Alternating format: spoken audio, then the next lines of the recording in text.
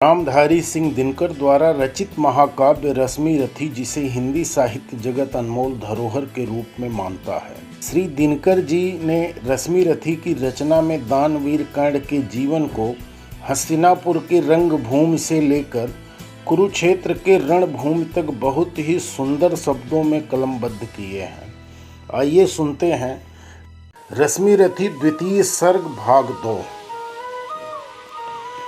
सिर था जो सारे समाज का वही अनादर पाता है, जो भी खिलता फूल भुजा के ऊपर चढ़ता जाता है। लोभ की ज्वाला चारों ओर भोग की जय, पाप भार से दबी धसी जा रही धरा पल पल निश्चय। जब तक भोगी भूप प्रजाओं के नेता कहलाएंगे, ज्ञान त्याग तप नहीं श्रेष्ठता का जब तक पद पाएंगे। असन वसन है हीन दीनता में जीवन धरने वाले, सहकर भी अपमान मनुजता की चिंता करने वाले। कवि कोविद विज्ञान विशारद कलाकार पंडित ज्ञानी, कनक नहीं कल्पना ज्ञान उज्ज्वल चरित्र के अभिमानी। इन विभूतियों को जब तक संसार नहीं पहचानेगा, राजाओं से अधिक पूज्य जब तक नहीं इन्हें वह मानेगा, तब तक पड़ी आग में धरती इसी तरह अकुलाएगी। चाहे जो भी करे दुखों से छूट नहीं वह पाएगी। थकी जीभ समझाकर गहरी लगी ठेस अभिलाषा को, भूप समझता नहीं और कुछ छोड़ खड़क की भाषा को। रोक टोक से नहीं सुनेगा नृप समाज अविचारी है, ग्रीवा हर निष्ठुर कुठार का यह मदांध अधिकारी है।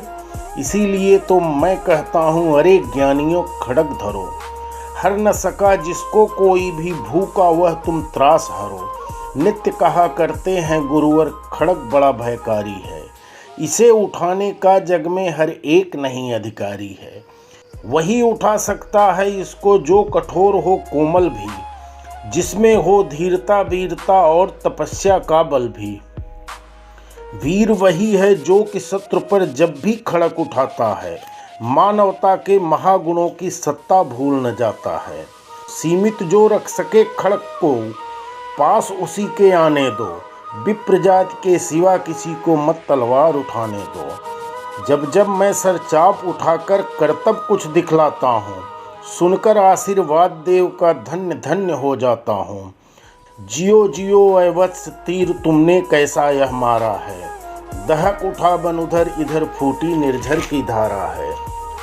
मैं संकित था ब्रह्मवीरता मेरे साथ मरेगी क्या, परशुराम की याद विप्र की जाति ने जुगा धरेगी क्या। पाकर तुम्हें किंतु इस वन में मेरा हृदय हुआ शीतल, तुम अवश्य ढोओगे उसको मुझ में है जो तेज अनल। जियो जियो ब्राह्मण कुमार तुम अक्षय कीर्ति कमाओगे, एक बार तुम भी धरती को निःछत्री कर जाओगे। निश्चय तुम ब्राह्मण कुमार हो कवच और कुंडलधारी, तब कर सकते और पिता माता किसके इतना भारी। किंतु हाय ब्राह्मण कुमार सुन प्राण कांपने लगते हैं, मन उठता धिक्कार हृदय में भाव ग्लानि के जगते हैं। गुरु का प्रेम किसी को भी क्या ऐसे कभी खला होगा, और इस शिष्य ने कभी किसी गुरु को इस तरह छला होगा। पर मेरा क्या दोष हाय मैं और दूसरा क्या करता, पी सारा अपमान द्रोण के मैं कैसे पैरों पड़ता। और पांव पड़ने से भी क्या गूढ़ ज्ञान सिखलाते हुए, एकलव्य सा नहीं अंगूठा क्या मेरा कटवाते हुए। हाय कर्ण तू क्यों जन्मा था, जन्मा तो क्यों वीर हुआ, कवच और कुंडल भूषित भी तेरा अधम शरीर हुआ। धंस जाए वह देश अतल में, गुण की जहाँ नहीं पहचान, जाति गोत्र के बल से ही आदर पाते हैं जहाँ सुजान। नहीं पूछता है कोई तुम व्रती वीर या दानी हो, सभी पूछते मात्र यही तुम किस कुल के अभिमानी हो। मगर मनुज क्या करे जन्म लेना तो उसके हाथ नहीं, चुनना जाति और कुल अपने बस की तो है बात नहीं। मैं कहता हूँ अगर विधाता नर को मुट्ठी में भरकर कहीं छींट दे ब्रह्मलोक से ही नीचे भूमंडल पर, तो भी विविध जातियों में ही मनुज यहाँ आ सकता है। नीचे हैं क्यारियाँ बनी तो बीच कहाँ जा सकता है। कौन जन्म लेता किस कुल में आकस्मिक ही है यह बात, छोटे कुल पर किंतु यहाँ होते तब भी कितने आघात। हाय जात छोटी है तो फिर सभी हमारे गुण छोटे, जात बड़ी तो बड़े बने वे रहे लाख चाहे खोटे। गुरु के लिए कर्ण चिंतन में था जब मग्न चल बैठा, तभी एक बिस्किट कहीं से आसन के नीचे बैठा। वज्र दृंट वह लगा कर्ण के उर को कुतर कुतर खाने, और बनाकर छिद्र मांस में मंद मंद भीतर जाने। कर्ण विकल हो उठा दुष्ट भौरे पर हाथ धरूं कैसे, बिना हिलाए अंग कीट को किसी तरह पकड़ें कैसे।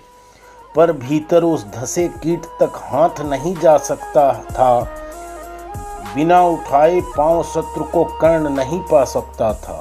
किंतु पांव के हिलते ही गुरुवर की नींद उचट जाती, सहम गई यह सोच कर्ण की भक्तिपूर्ण विह्वल छाती।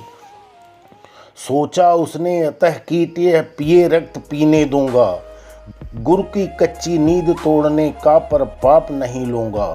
बैठा रहा अचल आसन से कर्ण बहुत मन को मारे, आह निकाले बिना सिलासी सहनशीलता को धारे। किंतु लहू की गर्म धार जो सहसा आन लगी तन में, परशुराम जग पड़े रक्त को देख हुए विस्मित मन में। कर्ण झपटकर उठा इंगितों में गुरु से आज्ञा लेकर, बाहर किया कीट को उसने छत में से उंगली देकर। परशुराम बोले शिव शिव तूने यह की मूर्खता बड़ी, सहता रहा अचल जाने कब से ऐसी वेदना कड़ी। तनिक लजाकर कहा कर्ण ने नहीं अधिक पीड़ा मुझको, महाराज क्या कर सकता है यह छोटा कीड़ा मुझको। मैंने सोचा हिला डुला तो वृथा आप जग जाएंगे, क्षण भर को विश्राम मिला जो नाहक उसे गंवाएंगे।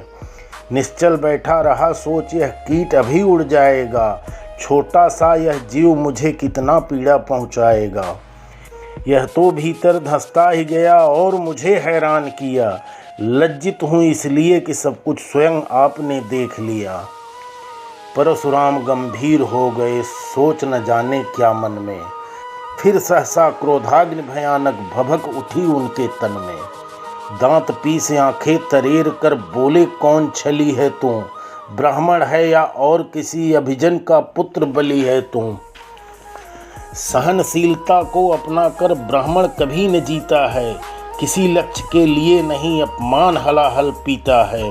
सह सकता जो कठिन वेदना, पी सकता अपमान वही, बुद्धि चलाती जिसे तेज का कर सकता बलिदान वही। तेज पुण्य ब्राह्मण तिल तिल कर जले नहीं यह हो सकता, किसी दशा में भी स्वभाव अपना वह कैसे खो सकता। कसक भोगता हुआ विप्र निश्चल कैसे रह सकता है, इस प्रकार की चुभन वेदना क्षत्रिय ही सह सकता है। तू अवश्य क्षत्रिय है पापी, बता न तो फल पाएगा, परशुराम के कठिन शाप से अभी भस्म हो जाएगा।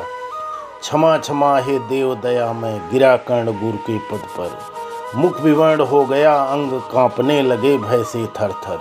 सूत पुत्र हूँ सूद कर्ण हूँ करुणा का अभिलाषी हूँ, जो भी हूँ पर देव आपका अनुचर अंतःवासी हूँ।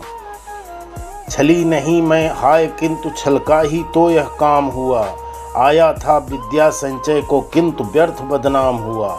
बड़ा लोभ था बनूं शिष्य में कार्तवीर्य के जेता का, तपोदीप्त सूरमा विश्व के नूतन धर्म प्रणेता का। पर शंका थी मुझे सत्य का अगर पता पा जाएंगे, महाराज मुझ सूत पुत्र को कुछ भी नहीं सिखाएंगे। बता सका मैं नहीं इसी से प्रभो जाति अपनी छोटी, करे देव विश्वास भावना और न थी कोई खोटी। पर इतने से ही लज्जा में हाय गड़ा सा जाता हूँ, मारे बिना हृदय में अपने आप मरा सा जाता हूँ। धन्यवाद। द्वितीय सर्ग के आगे का वृतांत हमारी अगली कविता भाग 3 में सुने। यदि आपको यह प्रसंग अच्छा लगा हो तो चैनल को सब्सक्राइब करके बेल आइकन की बटन दबाना न भूलें, ताकि हमारी अगली कविता भाग 3 आपको शीघ्र प्राप्त हो सके। धन्यवाद।